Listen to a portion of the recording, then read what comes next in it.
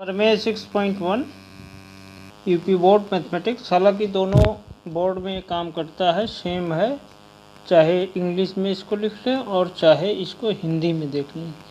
तो ये UP board और अब सभी बोर्ड में, चाहे यूपी बोर्ड हो चाहे सीबीएसई बोर्ड हो, जो थ्योरम है वो दोनों में एक ही है।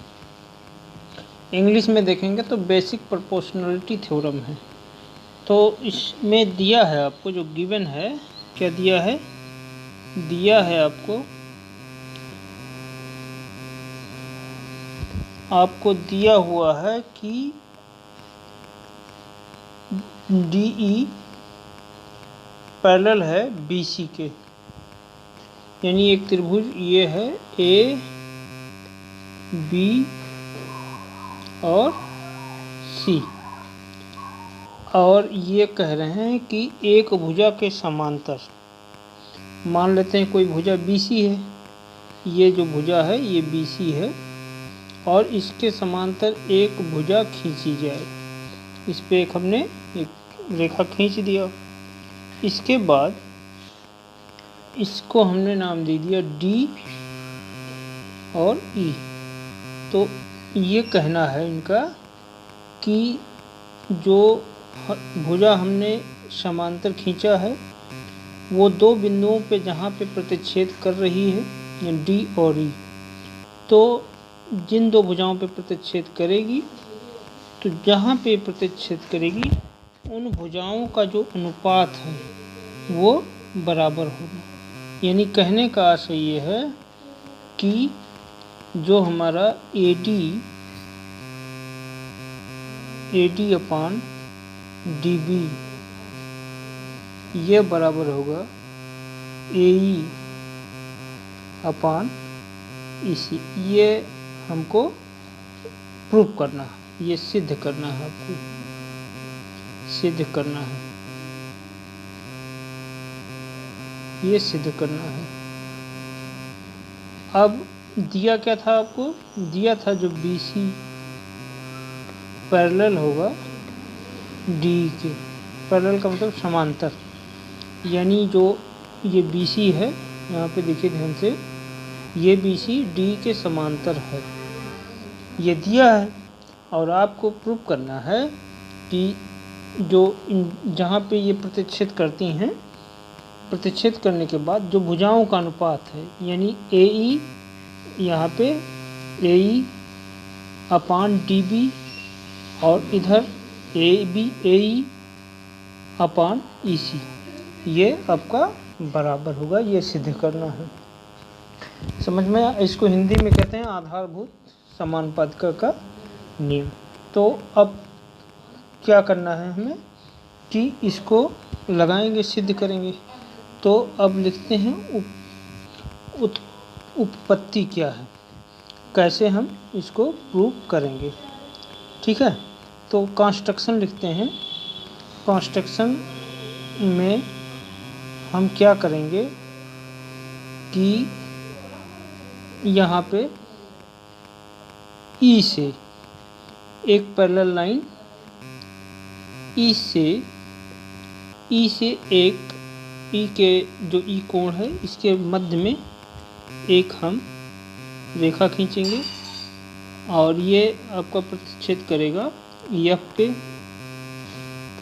इसके बाद बिंदु D से एक रेखा खींचेंगे और ये प्रतिच्छेद करेगा M पे। इसके बाद B बिंदु से एक रेखा खींचेंगे और ये E पे प्रतिच्छेद करेगा। इसके बाद C से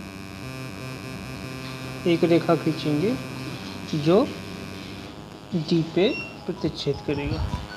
तो ये हो गया आपका यहाँ पे कंस्ट्रक्शन। हम कंस्ट्रक्शन देख रहे हैं। तो कंस्ट्रक्शन में अब तो कंस्ट्रक्शन में हम क्या करेंगे, यहाँ पे हमने जो है लाइन खींच दिया है, रेखा खींच दिया है। तो हमने क्या क्या खींचा? EF पे, EF जो है खींचा है, एक लंबवत रेखा खींचा है मैंने AB पे लंब EF है, इसके बाद डीएम लंब है एसी पे, और इसके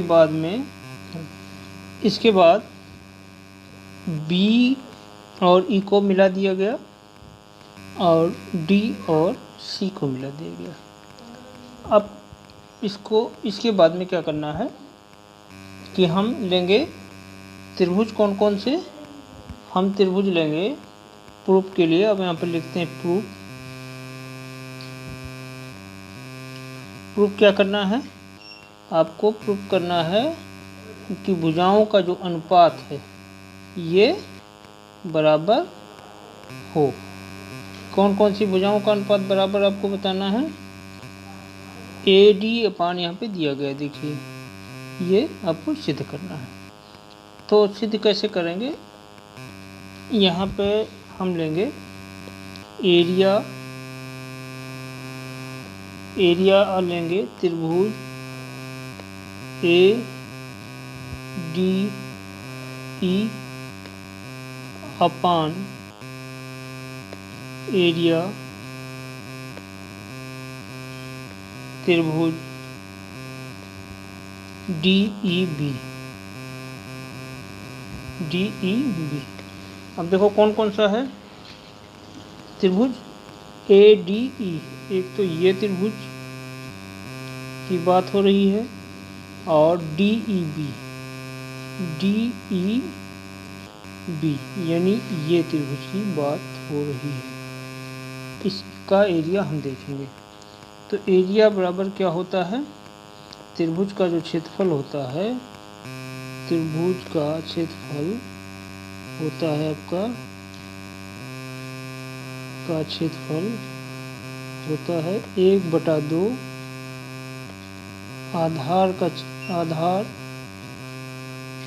आधार गुणे ऊंचाई।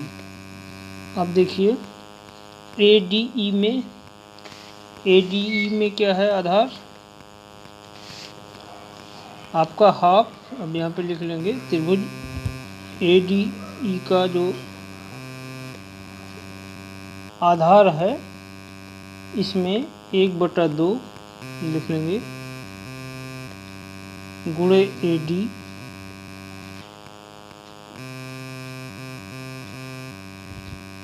गुणे FE। और DEB लेंगे। DEB का क्षेत्रफल है 1/2 गुणे DB गुणे FE। अब यहाँ से हमको देखो ये 1/2 कट जाएगा, ये FE कट जाएगा और यहाँ से मिलेगा AD अपान DB। ये इक्वेशन 1 हो गया। अब देखेंगे एरिया। अब दूसरा त्रिभुज लेंगे एरिया त्रिभुज ADE अपान एरिया को एक AR लिख दिया गया त्रिभुज DEC से। यहाँ से मिलेगा हमको 1/2 गुणे AE गुणे DM। AE बेस है, आधार है और DM ऊंचाई। और यहाँ त्रिभुज DEC से मिलेगा 1/2 गुणे EC गुणे आपका DM। ये कट जाएगा और ये आपको मिल जाएगा यहाँ पे AE अपान AC। ये इक्वेशन 2। दूसरा जो त्रिभुज लिया गया है ADE, यहाँ पे ADE ये तो लिया गया ही। इसके बाद त्रिभुज आपका ये वाला लिया गया है, ये त्रिभुज की बात हुई है। तो पहले इसको इससे मैच कराया गया, ADE को ADE के साथ में त्रिभुज क्या लिया गया, DEB लिया गया, दूसरी बार में लिया गया, देखो पहली बार ये लिया गया, दूसरी बार जो लिया गया ADE के साथ DEC लिया गया। अब देखिए कि यहाँ पे एक सबलम बन रहा है। यहाँ पे आप ध्यान से देखिए कि ये सबलम्ब है, ये सबलम्ब है, ये सबलम्ब है। सबलम्ब जो होता है इसका फिगर ऐसे होता है और ये आपका सबलम्ब है ये। अगर इसमें इस सबलम्ब में एक ही बेस पे अगर दो त्रिभुज बने होते हैं तो वो क्या होता है कि उनका जो एक ही पैरेलल लाइन पे और एक ही समांतर रेखा के बीच और उसमें जो त्रिभुज बने होते हैं तो वो बराबर होते हैं। तो अब यहाँ से हम समीकरण 1 और 2 से क्या देखेंगे कि AD upon DB equal to AE upon EC। आपको यही प्रूव करना था, ये बराबर हो गए क्योंकि सबलम्ब के अंदर ही दो त्रिभुज हैं और वो त्रिभुज एक ही बेस पे बने हुए हैं, इसलिए ये बराबर हो जाएंगे और यही आपको प्रूव करना है। बहुत ही इम्पोर्टेंट थ्योरम है और सारे जगह पे इस थ्योरम का प्रयोग होता है, तो इसको ध्यानपूर्वक से कई बार रिपीट करके देख लो। Thank you.